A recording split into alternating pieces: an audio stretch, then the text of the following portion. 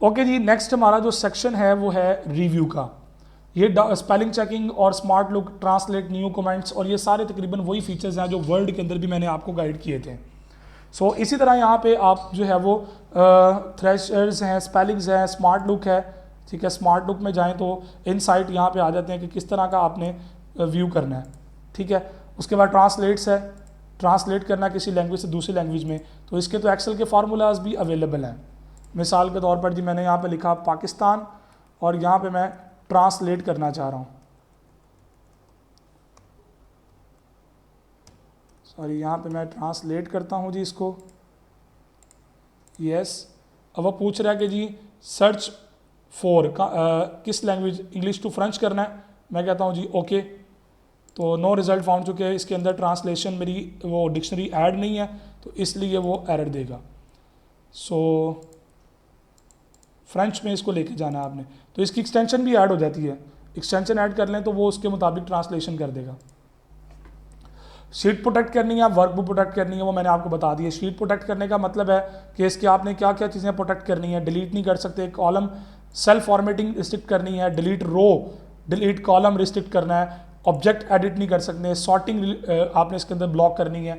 तो जो चीज़ें आपने ब्लॉक करनी है विद पासवर्ड, जैसे यहाँ पे जी मैं तमाम ये करता हूँ जी फॉर्मेट सेल, ठीक है जी, इसको पासवर्ड लगा देता हूँ, ओके। सो मैंने पासवर्ड लगा दिया, अब मैं इसकी सेल्फ फॉर्मेटिंग करना चाह रहा हूँ। सो यहाँ पे मैं नंबर ऐड करता हूँ। सो देखिए उसने कहा था सेल और chart you are trying to change is an protected sheet. अब आपको अनप्रोटेक्ट करना पड़ेगा जो भी आपने उसके अंदर पासवर्ड लगाया उसके मुताबिक। अब देखिए चेंज हो गया। अब आप जाएं फॉर्मेट सेल के अंदर, आप यहाँ से चेंज कर लें। सो ये पूरी वर्कबुक को प्रोटेक्ट करेगा।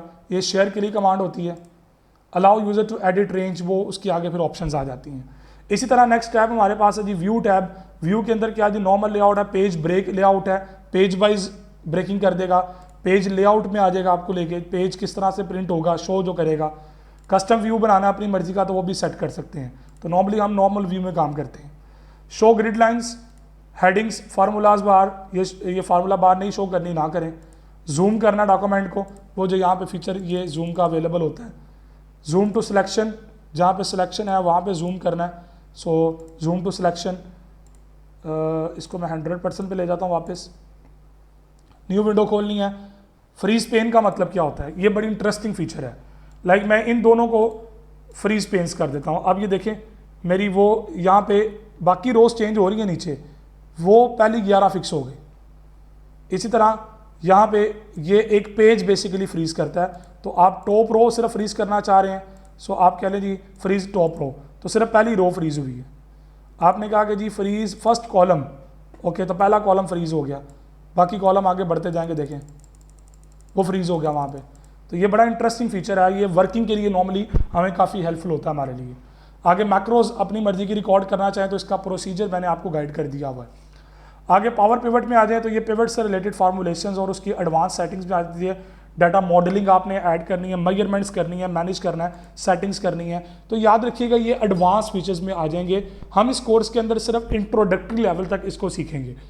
अब नेक्स्ट सेशन के अंदर होगा ये कि मैं रियल टाइम प्रॉब्लम्स लूँगा और उन प्रॉब्लम्स को आपको गाइड करना सिखाऊंगा। जैसे सैलरी शीट बनानी है जी हमने, इसी तरह हमने स्टूडेंट का रिजल्ट कार्ड तैयार करना है, इसी तरह हमने जो है वो स्टूडेंट की जो है वो रजिस्ट्रेशन सर्च करनी है, तो इसके अंदर वी लुकअप और एच लुकअप के थ्रू हम काम करेंगे। सर्चिंग करनी हो, एनालिसिस करने हो, मीन मीडियन मोड डेविएशंस वगैरह छोटे मोटे फंक्शनैलिटीज़ को यूज़ करना हो, तो इंशाल्लाह नेक्स्ट सेशन में हम प्रैक्टिस वाइज सेक्शंस को डील करेंगे।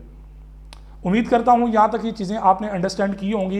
ये सारा इंट्रोडक्टरी डिटेल्स हैं। इंशाल्लाह अगर आपने अच्छे तरीके से इनको अंडरस्टैंड कर लिया है तो इंशाल्लाह हम एग्जाम्पल्स जब करेंगे तो वहाँ पे आपको ये चीज़ें ज़्यादा क्लियर होंगी, ज़्यादा मैच्योर होंगी। दुआ में याद रखिएगा। अल्लाह हाफिज़।